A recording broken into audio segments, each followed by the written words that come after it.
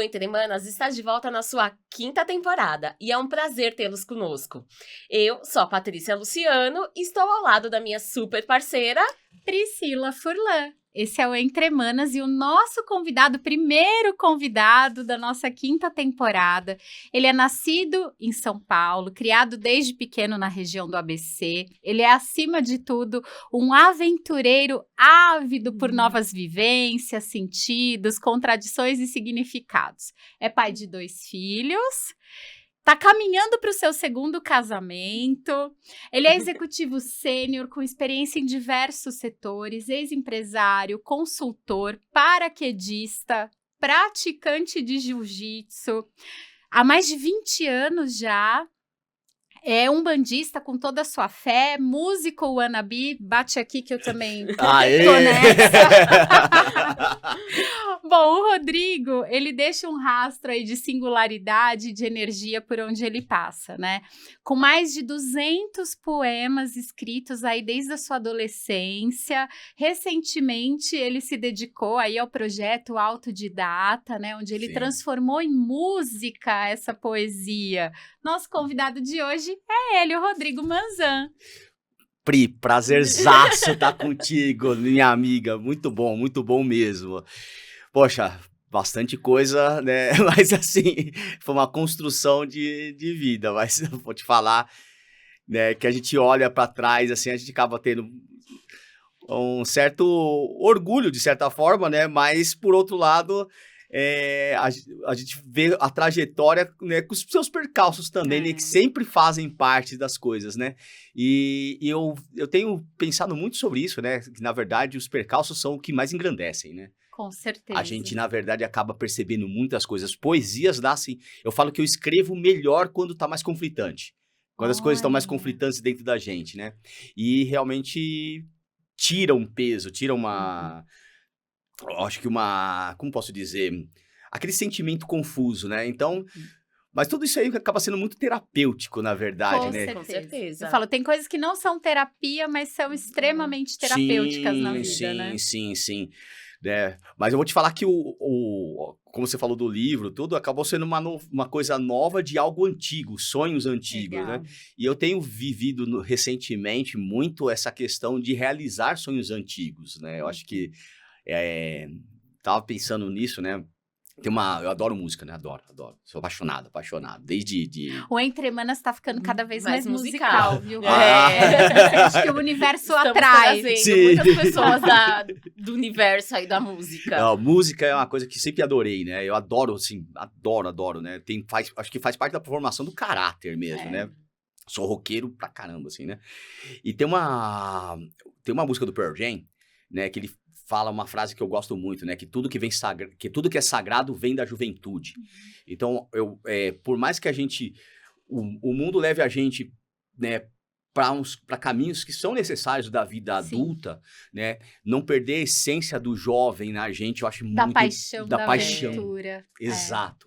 Isso é muito importante. Importante. Que máximo. Nossa, a gente tá mega feliz de ter você aqui com a gente. Nossa, eu também. Obrigado. Gratidão super. E tava fazendo as contas, né? Já faz o quê? Uns 8 anos que a gente se conhece, né? A gente trabalhou juntos em 2016, 17, por aí. 17. E eu sempre admirei esse seu jeito cheio de energia, cheio de vitalidade. De onde é que vem tudo isso, né? Como que você se enxerga? Você se vê realmente dessa forma, né? Multifacetado. Você acabou de falar aí dos tesouros da juventude, né? Como é que é? De onde vem essa energia, essa disposição, essa alegria? Sabe, Pri, eu vejo como tudo vem assim, da base, né, da infância. Ao contrário, eu não era uma criança tão ativa, né? Eu era uma criança muito estudiosa, né? Muito, assim, bem estudiosa mesmo. Gostava de ler, né? Gostava de estudar, gostava de brincar, como todo mundo, né? Mas eu acho que na adolescência deu uma virada, assim, né? Virada muito forte em relação a questões de autoentendimento, né? Como todo adolescente, né? E veio uma questão para mim que foi muito forte, né? Poucas pessoas sabem disso. Que foi a música, mas eu comecei a derivar para um lado da música, assim, mais alternativo, e que me fez falar assim, cara, eu gostava de coisas que a massa não gostava. Tá. Né? Contramão do... Contramão de tudo. E eu comecei a olhar isso como uma coisa a ser perseguida, né? E realizar dessa forma, assim, várias... eu falo assim, tá bom, se eu não gosto do que todo mundo gosta, então do que eu gosto? Né? E esse do que eu gosto começou a direcionar muito, muito, muito, muito da minha vida em si, né? Então, profissionalmente, eu demorei um pouco para me achar, mas quando eu percebi qual que era a minha veia, né? Eu sempre fui comercial e gosto demais de ser comercial, gosto assim, eu acho que tem uma questão de conhecer pessoas, etc, que é importante, mas também veio uma questão na juventude do gostar de pessoas. Eu gosto muito de conhecer gente, né? A Fê fala comigo assim, que tipo, eu pego o Uber, eu não consigo não conversar com o Uber. Com Uber. Putz, eu sou essa pessoa também. Assim, uma pessoa tá andando na rua, eu vou conversar com ela. Eu gosto. Na fila, né? Na Fila é um lugar A ótimo. fila é clássico. Sabe? Observar pessoas, para mim, é muito importante, é muito legal, né? E essa questão de olhar a singularidade, né, dos outros, mas a minha, realmente começou a falar assim, poxa, da onde que vem essas questões? Eu falei como se, poxa, eu gosto de música. Eu fui realizar o sonho mais de fazer música recentemente, mas sempre quis, nunca Que morreu legal. o sonho, né? Assim foi com o paraquedismo para mim. O paraquedismo foi uma coisa que surgiu na minha vida pelo gosto da aventura, por na época eu estar explorando coisas muito novas, assim, querer explorar mesmo, respirar a vida a longos tragos, como se diz na poesia, assim, né? O próprio jiu-jitsu, para mim, é uma questão da intensidade, etc. Eu sempre fui, desde jovem, né? Eu tive uma parte religiosa sempre muito forte, pode não parecer, né? Eu falo muito pouco sobre isso também. Né? Verdade, a gente nunca tinha falado sobre isso anteriormente. Eu tenho um lado, assim, muito da crença que a gente está nesse planeta para deixar uma marca. E deixar essa marca tem a ver com deixar coisas positivas para quem convive com a gente no entorno.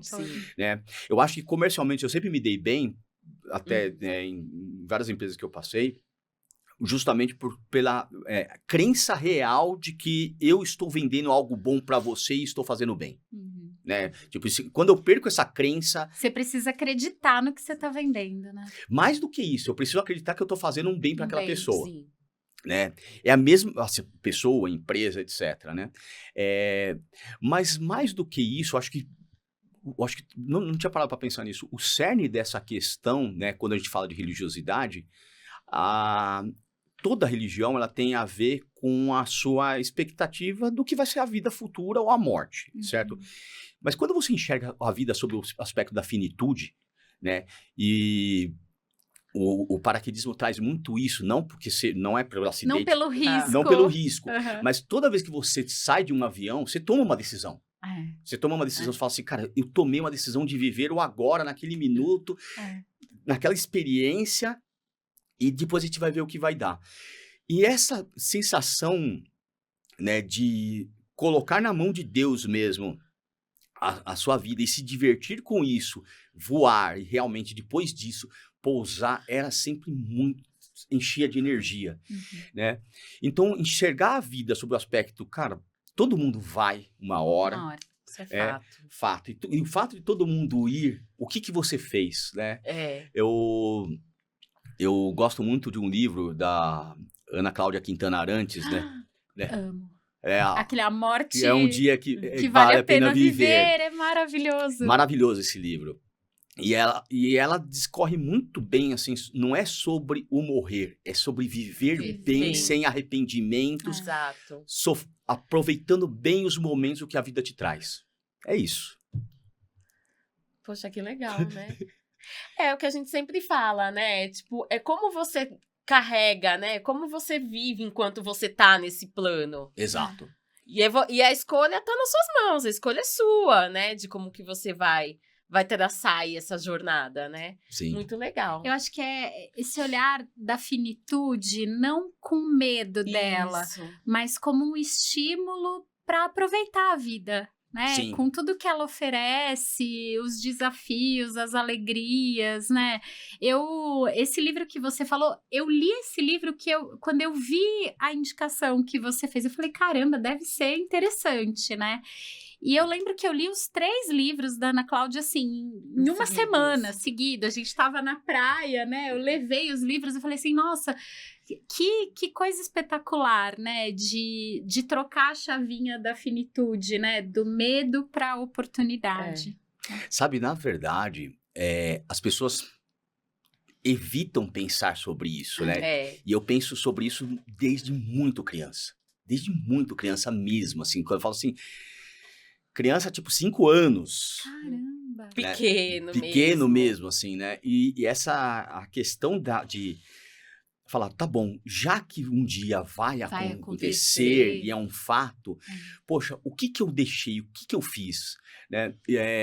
Por exemplo, uma questão muito interessante para mim, né? Que me dói, assim, né? Que, assim, não é fácil, não é uma escolha fácil. É ter uma vida de altos e baixos. Quando eu falo assim, altos e baixos, graças a Deus, eu tenho uma vida excelente sobre todos os aspectos. Mas eu nunca tive uma vida estável, completamente flat, né? E quando eu olho para isso, às vezes você fala assim, cara, poxa, eu deveria ter feito tal escolha, etc. Mas no final eu começo a pensar, eu falo assim, cara, mas não daria a multiplicidade de experiências, vivências, né?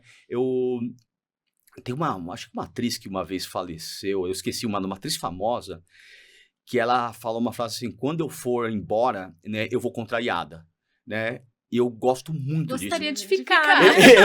Eu quero ir contrariado, eu quero falar assim, olha, aproveitei tudo. Eu continuaria aproveitando. Ficaria aqui mais uns 10 anos. Eu conheci recentemente, inclusive eu dei esse livro da Ana Cláudia para um cara que eu conheci recentemente, mudou muito a minha percepção de vida, e ele veio a falecer agora em abril, né? Ele estava com câncer terminal, e ele realmente mudou muito a minha percepção de religiosidade, de várias coisas, né? E ele deu uma entrevista uma vez, um cara que ficou famosinho, etc, né, no meio religioso, etc.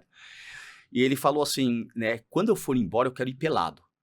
Né? Eu quero chegar para Deus e falar assim, eu usei tudo que o Senhor me deu, eu fiz tudo que tinha para fazer, eu fiz, sabe, a questão de você estar 100%, dando sempre 100% de tudo que você pode, é algo que certamente nunca vai gerar arrependimento. Isso é uma coisa que eu acredito demais.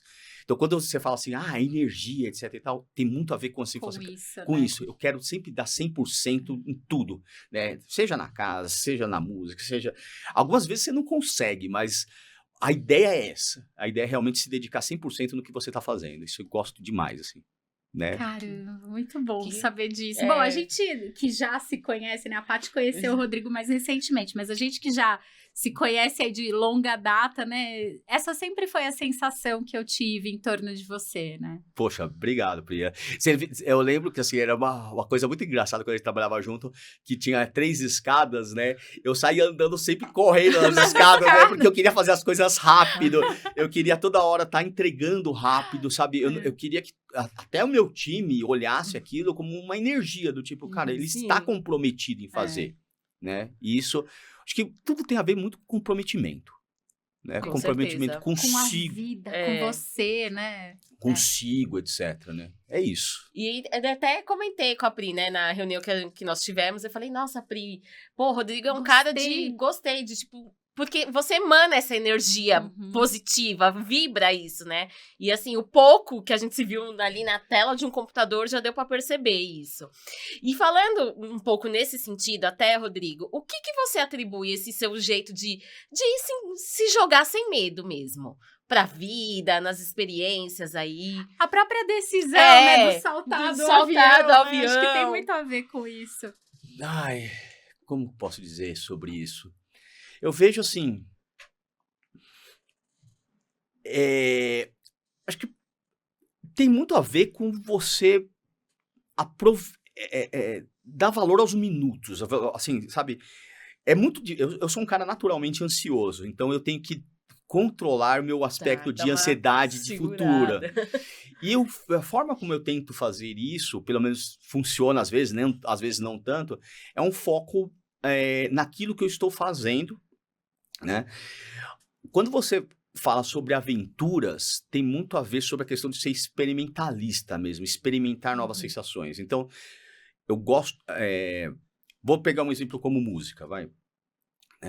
Eu não sou um cara que ouve a música que tá tocando na rádio, porque Tá. eu gosto de eu ter a escolha Uhum.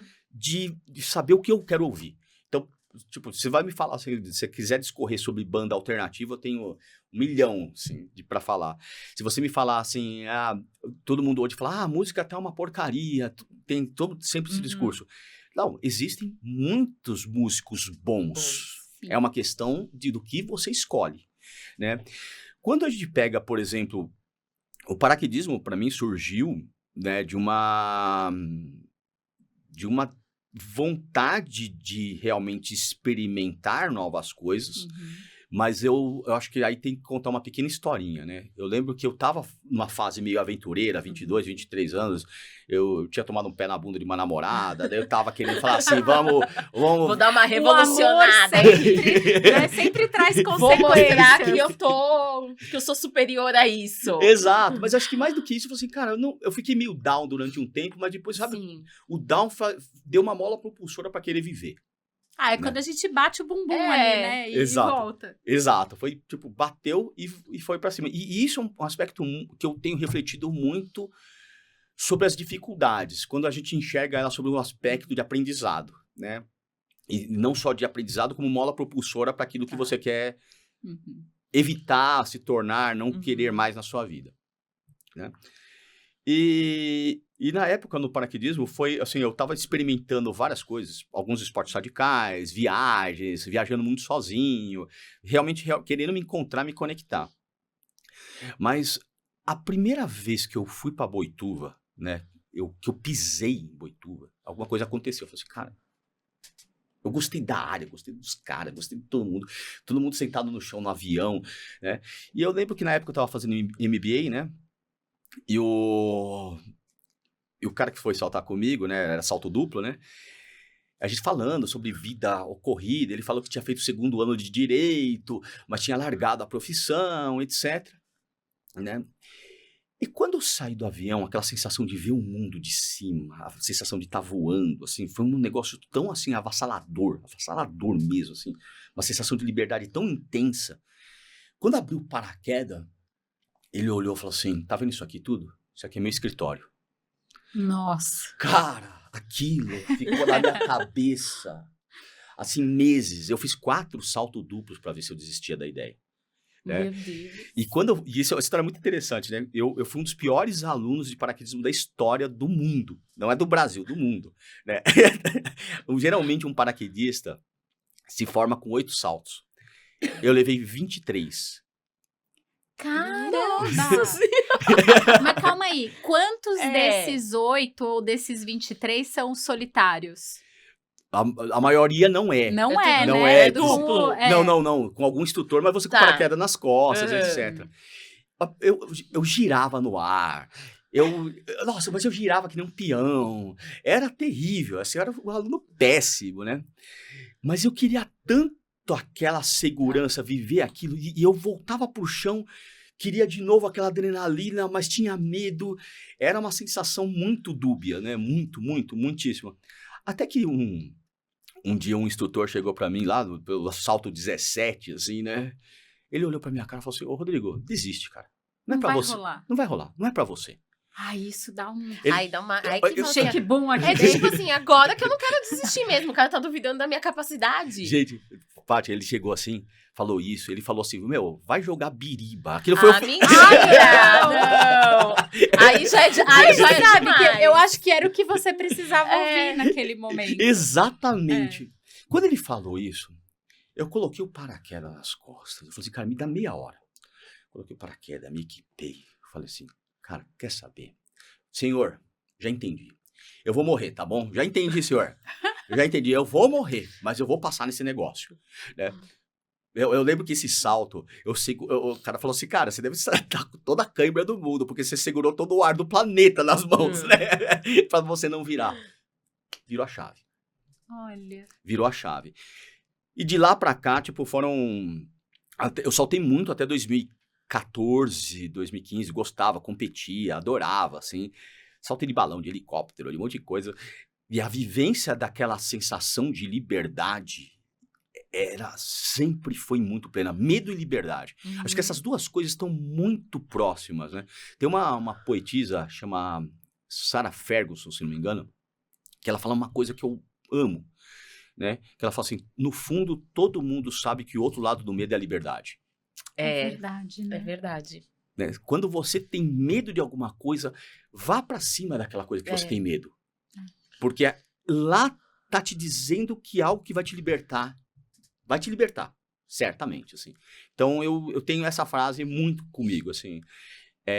Às vezes, várias coisas, por exemplo, eu tô num desafio profissional totalmente novo, a gente tava falando sobre isso, né? Negócio que eu nunca fiz na vida. Mas eu aceitei justamente com aquela sensação, cara, é algo novo para aprender. É algo novo para me desafiar, né? Lógico, a gente precisa pagar conta, tudo, mas eu poderia ter dito não, falar assim, cara, eu vou pesquisar outra coisa. Mas no final das contas, a intenção de aprender algo que vai ser desafiador e tá na caixinha de ferramentas, de vivências, para mim é realmente muito legal, né? Eu tô numa fase agora, por exemplo, eu tô bem menos paraquedista, espero que amanhã, tô indo pra Boituva, graças a Deus, vou saltar amanhã, mas eu tô numa fase muito de outro esporte, né, que é o jiu-jitsu, né, que te ensina a você aprender com o aprendizado, voltar de novo, e cada vez que você aprende é uma evolução, é uma questão muito sobre antifragilidade, que é uma palavra meio que da moda, assim, né? De você testar seus limites com coisas, com adversários mais fortes, adversários mais fracos, tecnicamente, mas o principal deles, o que o jiu-jitsu me ensina, se eu falar uma frase só, e o paraquedismo tem muito sobre isso também, é respirar sob pressão. Nossa, eu acho, no meu caso, é a coisa que eu esqueço primeiro, de respirar. Acho que na maioria, né? Todo mundo. Quando você respira sob pressão, você consegue falar assim, gente, as coisas estão difíceis, mas vamos olhar o todo. Vamos olhar isso, né? Geralmente, nessa hora, se encontra coisas muito bacanas mesmo. Né? Eu tô estendendo sobre esse assunto, mas eu tenho lido pela segunda vez um livro do Frankel, né, que é o Em Busca de Sentido. Ai, também adoro. Esse livro eu estava vendo, é um dos 10 livros mais importantes da história dos Estados Unidos. E ele discorre, né, sobre sobrevivente de 4 campos de concentração, onde ele conseguia enxergar sentido na vida, mesmo naquele horror todo. Né? E quando você vê a visão dele em relação a como a gente... É uma chave. E ele fala assim, todo mundo no campo de concentração tinha escolha. Você fala assim, mas como tinha escolha? Como tinha escolha, né? Ele falou assim, tinha escolha... Assim, nas mínimas coisas, você tinha a escolha de mostrar quem você era. Eu acho isso brilhante, assim, dele. Isso aí. Gente, que papo animado, hein? Já deu pra ter uma amostrinha da energia desse rapaz, de quanta coisa boa ainda tá por vir, né, Pri? Com certeza. E se você tá ligadinho no Entre Manas, quarta-feira, 12h30, tem episódio novo com o Rodrigo. Nos vemos lá.